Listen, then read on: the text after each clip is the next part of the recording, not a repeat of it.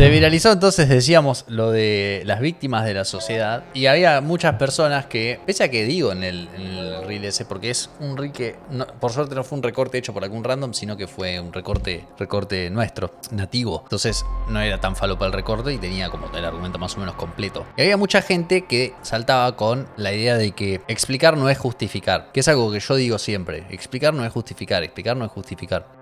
Pero quiero proponer que sí, explicar es justificar. Y voy a justificar mi respuesta. A ver, bueno, primero, si alguno de ustedes va a decir esa clase de argumento de tu análisis es muy simplista, no te das cuenta que las personas, cuando alguien pide bala, ¿no? Cuando alguien viene y dice vitamina B, si van a decirle a esa persona, eso es un análisis simple, no te das cuenta de que las personas que están en esa situación tienen unas circunstancias económicas distintas, que toda esa mierda. Trata de no hacerlo con esa soberbia intelectual que le gusta tanto a la gente de izquierdas. Te lo digo como ex izquierdoso que iba y le decía a la gente, estos fachos, agarren un libro, ¿acaso no han escuchado hablar de la antropología? Quédense chill, que no es inaccesible el argumento, ¿ok? No es inaccesible el argumento, ¿sí? No es muy productivo encarar así la cosa y además es un argumento bastante sencillo, perro. Queda tranquilo que la mayoría de las personas que dicen eso, hay gente muy pelotuda que ni lo piensa, pero la mayoría de las personas que te piden un poco más de mano dura y de represión al crimen y no tanta indulgencia con el crimen, entienden a qué te referís con eso, porque todos estamos condicionados por nuestro contexto. Si vos traes una persona que fue criada por lobos, nadie se va a indignar de que no sepa hablar.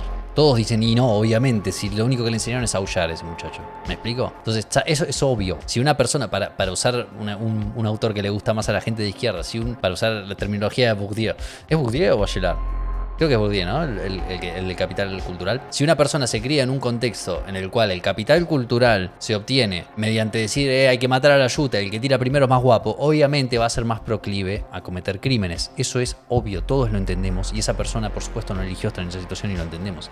Pero el punto es que vos no estás de acuerdo con esta idea de que las personas son condicionadas infinitamente o que el accionar de las personas debería ser justificado por sus condicionantes. Explicar sí es justificar, porque si vos estás en el bondi, ¿no? Imagínate esto, vos estás en el bondi, estás en el bondi medio abarrotado y alguien pasa y te pega en el hombro así, pasa a lo bruto, ¿no? Tu primera reacción va a decir darte vuelta y decir, la concha de tu hermana, pedí permiso, ¿no? Pero si de repente cuando te das vuelta ves que el tipo ese empujó a 2 o 3 personas más, pero de hecho hay un tipo que tiene su celular en la mano y el que te empujó en realidad está tratando de agarrar a este tipo que le afanó el celular, por virtud de haber entendido la situación, es más posible que te sientas indulgente para con esa persona. Vas a ser más proclive a entender su situación porque comprendés cómo llegó a esa situación. Decís, está en una situación límite, le afanaron el celular. Es más, muchos de nosotros probablemente nos pongamos a su disposición y digamos, le afanó el celular, agárrenlo, párenlo. ¿Me explico? Fíjate qué notable que el mismo evento, la misma transgresión de tu espacio personal, la interpretás de una forma muy distinta si te pones a explicarlo y a entender cómo llegó a esa situación. Y si vos de hecho torcés el foco y te pones a mirar a la persona que robó y empezás a decir, le afanó el celular este hijo de puta, háganlo mierda. Pero de repente te dicen, sí, pasa que nació en esta situación y pasó por estas cosas y el padre lo maltrataba y la madre lo abandonó y y empezás a agregar, de repente vas a ser mucho más propenso a decir, bueno, qué vida de mierda. Lo mismo con el tema de, si alguna vez vieron un documental o alguna cosa así sobre algún asesino serial que haya tenido una vida de mierda, escuchás hablar de las cosas que hizo el asesino serial y es como, qué hijo de puta, mirá este chabón, ojalá que le toque lo peor. Y de repente te empiezan a decir, bueno, pasa que el padre lo cagaba a piñas, le hacían bullying en la escuela, el tío lo violaba, la madre lo dejó, los hermanos, no sé qué, y empezás a decir, bueno, no lo justificás cuando es algo así terrible, pero decís como, qué cagada, o lo que vida de mierda le tocó al chabón también. Obviamente no se justifica, pero qué complicado, qué compromiso, qué tema, ¿verdad? Explicar sí es justificar. Porque explicar siempre termina siendo una invitación a la empatía. Cuando vos entendés las situaciones que llevan a una persona a eso, cada vez que vos le agregás una explicación, le quitas capas de responsabilidad, le quitas capas de albedrío, le quitas capas de arbitrio y va apareciendo más y más una circunstancia que excede a la persona que la hace. Del mismo modo que vos cuando salís a la vereda, te llueve encima y no decís, loco, ¿qué? Le voy a hacer un juicio a la nube. Y no, porque decís, las condiciones que llevaron a eso, no hay ninguna no hay un motor inmóvil, no hay ninguna persona, ningún ente susceptible de responsabilidad que esté actuando ahí. La tercera pata del argumento, que no me quiero olvidar de decirlo, la tercera pata del argumento es, cuando uno dice, no me vengan con el discurso de víctimas de la sociedad, uno se refiere específicamente, o por lo menos una persona con 2 dedos de frente, se refiere más bien a no me vengas con ese discurso cuando se trata de reprimir o castigar el crimen. Porque uno puede reconocer que es valioso tratar de entender cuáles son las situaciones que llevan a las personas a ser más proclives a cometer crímenes y al mismo tiempo reconocer que el aparato represivo tiene que reprimir el crimen y la justicia tiene que ajusticiar. Tiene que dar punición ejemplar a aquellos que cometan crímenes. O sea, el policía que tiene la cachiporra, uno le festeja que le dé el cachiporrazo al que está cortando la calle, no porque no considere que sea posible que esa persona esté cortando la calle por un reclamo legítimo, sino porque no es el rol del policía. No querés que el policía se ponga a pensar, ¿qué habrá llevado esta persona a este reclamo? Tal vez su reclamo... No, vos dale el porrazo y sacalo de la calle que está transgrediendo el derecho de otras personas.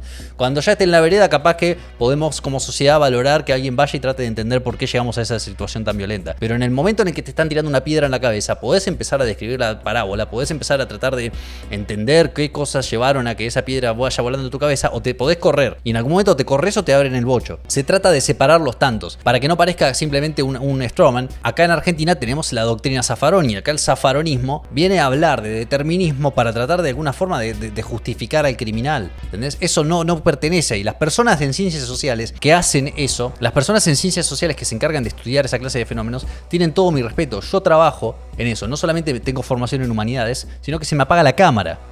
¡Maldita sea, estos criminales!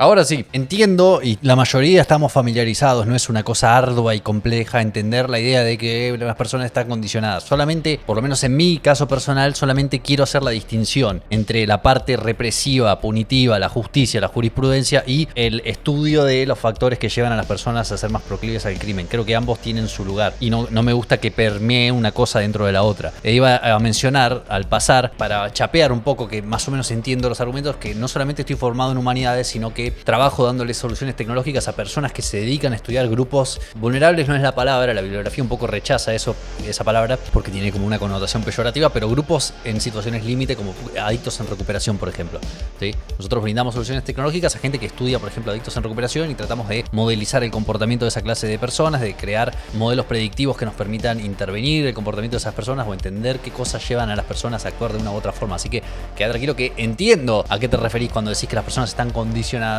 Solamente yo quiero hacer la distinción porque cuando un sociólogo habla de esto, un antropólogo habla de esto, y una persona que está en la ciencia habla de esto, generalmente es claro para ellos que no estamos justificando a la persona que hace el crimen o que hace lo que hace, sino que estamos simplemente tratando de entender mejor cuáles son las situaciones que nos llevan, como somos un monito, cuáles son las situaciones que nos llevan a hacer cosas que son malitas.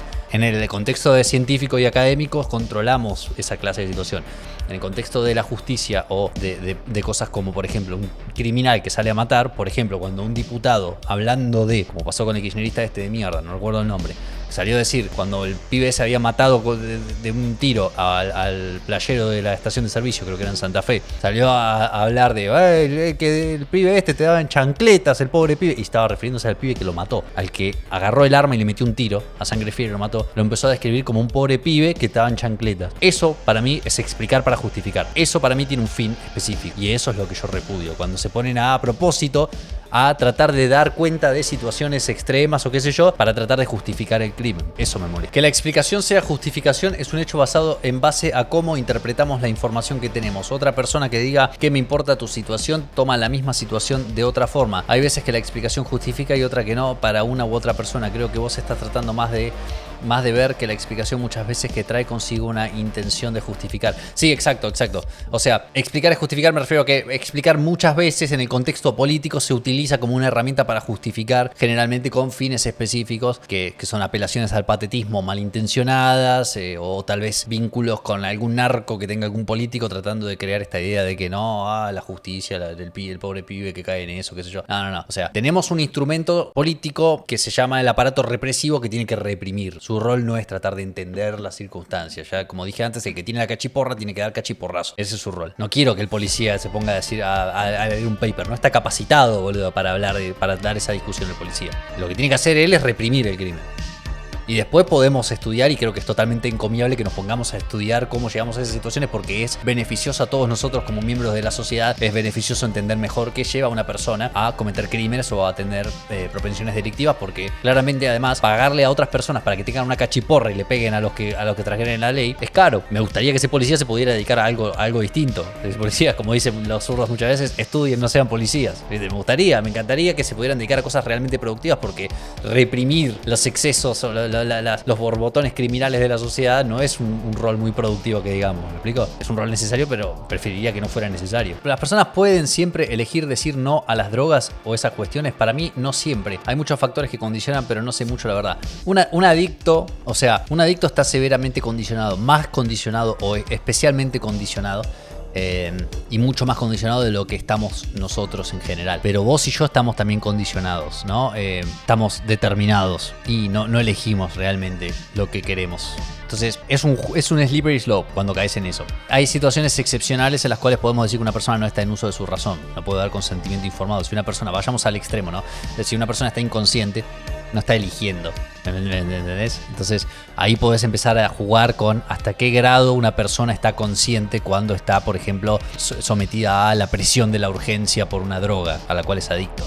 Podemos discutir eso. Eso no quita la responsabilidad, en la medida en que sea un sujeto susceptible de responsabilidad, de reciprocidad, de otredad. Y si no, es una herramienta y lo tenés que despojar también de sus derechos. O sea, si vos vas a utilizar la herramienta de decir esa persona está muy condicionada y por ende no es responsable de sus acciones porque está condicionada por su contexto, a esa persona tampoco entonces la puedo considerar sujeto de derecho. Es una herramienta, es un problema, es una piedra. Las personas que te dicen, te dan el argumento determinista de la persona está condicionada, frecuentemente, y te diría casi inevitablemente, si alguien les mete un tiro, no le hacen un juicio al arma, le hacen un juicio a la persona. ¿Por qué? Porque reconocen que hay algo en esa persona que no está en el arma. Reconocen que hay algo especial en ese ente que disparó el arma. La otredad que reconocen en esa acción revelan que ellos reconocen también que hay una otredad especial en ese otro ser. Que el motor inmóvil de esa acción es el ser que toma la decisión de apretar el gatillo. No la bala, no el motor, no la recámara. Es la persona el centro de esa acción, ¿no? Entonces podemos jugar todo el día a ponerle palabras al trencito y decir condiciones económicas, sociales, culturales, históricas, pero en el centro de todo eso tenés que reconocer que hay un ser que decide matar o no matar, porque si no reconoces eso no tenés ética y no tenés justicia, porque si no podés poner el centro en la persona, si no podés decir que una persona es susceptible de responsabilidad, nada de lo que haga ninguno de nosotros tiene sentido, o sea, tiene sentido en términos éticos. No existe la ética si no hay responsabilidad, porque somos todos consecuencia pura, no hay causa. O sea, estás pateando un poco la piedra, porque si no yo me recontrafalopeo y salgo a matar y después digo, no, estoy drogado, no sabía qué hacía. No, bueno, pero vos estabas consciente cuando decidiste drogarte, en algún punto, ¿no? La persona está condicionada desde el momento que decide drogarse. Podés debatir sobre el contexto, pero a lo hecho, pecho. Para mí sí, para mí es un juego divertido, pero si vos no reconoces que... divertidos por así decir, es un juego que vos podés jugar. El de vamos a enumerar los condicionantes que llevan a una persona a tal o cual situación, pero en algún punto haces la distinción tajante, porque si no, no tenés ética, no tenés sociedad. Si no, son todas herramientas, no son sujetos de derecho. Tampoco, no solamente no le podés adscribir responsabilidades a esa persona que te dispara, tampoco le podés adscribir derecho a la vida, por ejemplo. No, ¿por qué? Si es una cosa, si es una consecuencia. Él no eligió nacer, no eligió vivir, no eligió nada de lo que le pasa, es simplemente consecuencia. No es responsable, tampoco es sujeto de derecho, entonces. Si no es sujeto de derecho, entonces vale todo, ¿entendés? Porque somos todos herramientas.